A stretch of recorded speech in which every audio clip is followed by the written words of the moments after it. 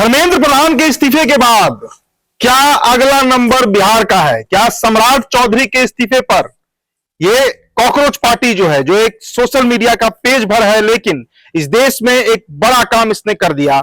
शिक्षा मंत्री भारत सरकार के धर्मेंद्र प्रधान का अंतर्गत इस्तीफा हो गया। तो क्या अगले नंबर पे सम्राट चौधरी है? ये बातें हम क्यों कह रहे हैं दोस्तों, इस पर आप गंभीर से विचार करिएगा। देखिए, पिछले एक सप्ताह के अंदर में देश की परिस्थितियां बदली हैं। ये कहना कि अमित शाह सब कुछ मैनेज कर लेंगे शायद अब सही नहीं है। अमित शाह से ये प्रोटेस्ट जो हुआ पटना से लेकर दिल्ली तक नहीं संभल पाया। सरकार अड़ी हुई थी। सरकार कहती थी कि हमारे सरकार में किसी का इस्तीफा नहीं होता, तो इस्तीफा हो गया। इस्तीफा देखिए, एक इस्तीफा होता है कि लिया जाता है और एक इस्तीफा लेना पड़ता है। तो ये इस्तीफा लेना पड़ा है भारत सरकार को। और सम्राट चौधरी का हम जिक्र क्यों कर रहे हैं दोस्तों? देखिए, आप एक बात अगर गौर करिए, इस पूरे प्रकरण को अगर आप नजदीक से देखिए, पटना से तो हम लगातार कवरेज कर रहे थे, ग्राउंड पर ही थे। दिल्ली में प्रदर्शन हुआ, जंतर मंतर से लेकर प्रधानमंत्री के आवास तक प्रदर्शन हुआ। इसके अलावा क्या उत्तर प्रदेश में प्रदर्शन हुआ? नहीं। क्या मध्य प्रदेश में प्रदर्शन हुआ? नहीं। क्या झारखंड में प्रदर्शन हुआ? नहीं। क्या पश्चिम बंगाल में प्रदर्शन हुआ? नहीं। मतलब हिंदी पट्टी के किसी भी राज्य में प्रदर्शन नहीं हुआ सिवाय बिहार के। और बिहार में देखिए, प्रदर्शन सिर्फ पटना में नहीं हुआ है। अगर आप गौर करिए तो कल सिवान में गोली चलने की खबर आई। कटिहार, भागलपुर, पूर्णिया, किशनगंज, पूरा सीमांचल का जो बेल्ट है, सभी जगहों पर गोली चला है, सभी जगहों पर पत्थर चला है, सभी जगहों पर प्रोटेस्ट हुआ है। पटना तो एपीसेंटर था उस प्रोटेस्ट का। पटना का तो समझिए कि अशोक राजपथ से लेकर गांधी मैदान, कारगिल चौक, डाक बंगला से लेकर मुख्यमंत्री आवास और विधानसभा तक इसकी आंच पहुंची है इस प्रदर्शन की। अब यहीं पर सवाल हम उठाते हैं कि आखिर दिल्ली के बाद बिहार में ही आंदोलन क्यों हुआ? और अभिजीत दिपके जो है, जो कॉकरोच पार्टी के संस्थापक कहिए, जो कह लीजिए, क्यों अभिजीत दिपके ने यह बात कही कि हम दिल्ली के बाद अब पटना जाएंगे, अब बिहार जाएंगे? क्या मतलब है इसका? इस पर गौर करना जरूरी है। देखिए, एक बात तो स्पष्ट मानकर चलिए कि पटना और बिहार में जो प्रदर्शन हुआ, इसमें पुलिस के कंट्रोल में कुछ नहीं था।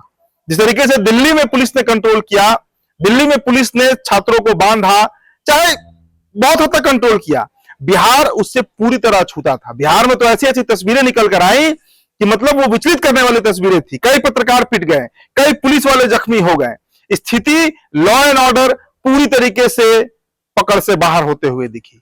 तो क्या हम ये मानकर चले कि गृह मंत्रालय जो सम्राट चौधरी के अधीन है, वो सम्राट चौधरी की नहीं सुनता है?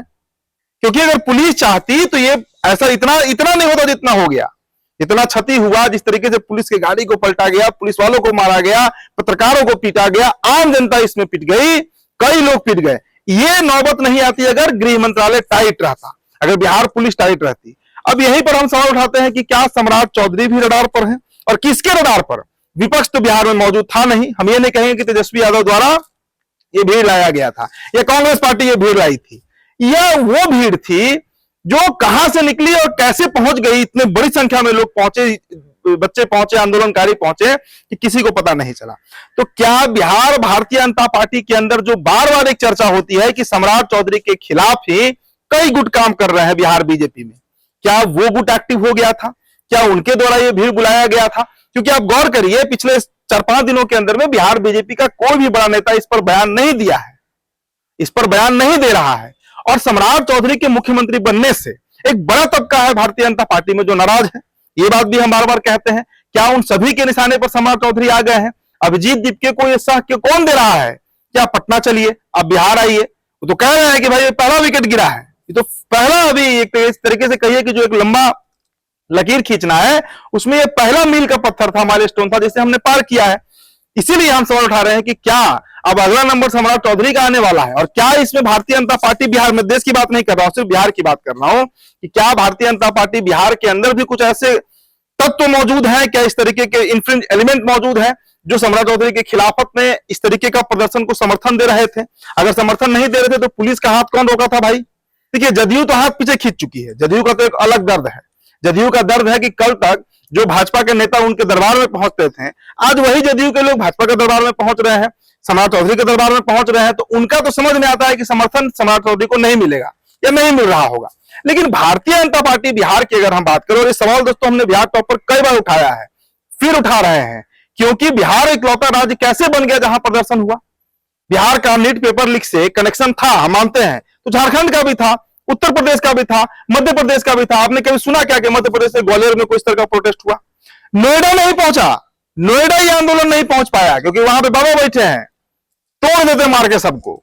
सबको पता है कि वहां पर लाठी चल जाता। बिहार में पुलिस की लाठी कौन रोका? किसने रोक दिया भाई? और बिहार के ही चर्चा क्यों दिल्ली में हो रही है? क्यों अभिजीत दीप के कह रहे हैं कि अब पटना चलना है, पटना में आंदोलन करना है? तो क्या ये एक बहुत बड़ा मामला, चूंकि देखिए दोस्तों, दिल्ली ने बिहार को बचा लिया। दिल्ली, नरेंद्र मोदी, अमित शाह जो है, उन्होंने बताया बिहार को, सम्राट चौधरी के नेतृत्व को उन्होंने बता लिया कि कल धर्मेंद्र प्रधान का इस्तीफा हो गया। अगर इस्तीफा नहीं होता तो कल ही माहौल बिगड़ गया था पटना का। कल बिहार बंद बुलाया गया था, चक्का जाम था कल 25 तारीख को, कल ही माहौल बिगड़ने वाला था। तो इस पूरे प्रकरण को अगर हम गौर करें तो मुझे नजर आता है कि सम्राट चौधरी इस वक्त रडार पर आ गए हैं, क्योंकि तो खुलेआम पत्रकार इस पर चर्चा कर रहे हैं कि क्या सम्राट चौधरी भी रडार पर है। धर्मेंद्र प्रधान के बाद क्या सम्राट चौधरी का इस्तीफा होना है? क्यों ये बात कहा जा रहा है कि अभी पहला विकेट गिरा है, अगला विकेट कौन है? क्या वो सम्राट चौधरी है? क्योंकि बिहार पुलिस तो भाई दिख गया कि गृह मंत्रालय सम्राट चौधरी का या तो नहीं सुन रहा है, या उसमें दक्षता खत्म हो गई है, ताकत खत्म हो गई है बिहार पुलिस में। नहीं तो इतना बड़ा प्रदर्शन नहीं होता। संख्या कोई 2-4 लाख की संख्या नहीं थी कि पुलिस के कंट्रोल में नहीं आती, मुश्किल से 10,000 की संख्या थी, और इतना तोड़फोड़। तो ये सवाल हम उठा रहे हैं कि क्या धर्मेंद्र प्रधान के बाद अगला नंबर सम्राट चौधरी का है, क्योंकि बिहार इस वक्त दहला हुआ है। इस पर विचार कीजिएगा दोस्तों। हमारा ये विश्लेषण था, चीजों को नजदीक से हम लगातार देख रहे हैं, कवर कर रहे हैं, आपको बता भी रहे हैं। फिलहाल चर्चा में इतना ही। मेरा नाम उदित तारन है, द बिहार टॉपर वीडियो आप देख रहे थे। बहुत बहुत शुक्रिया।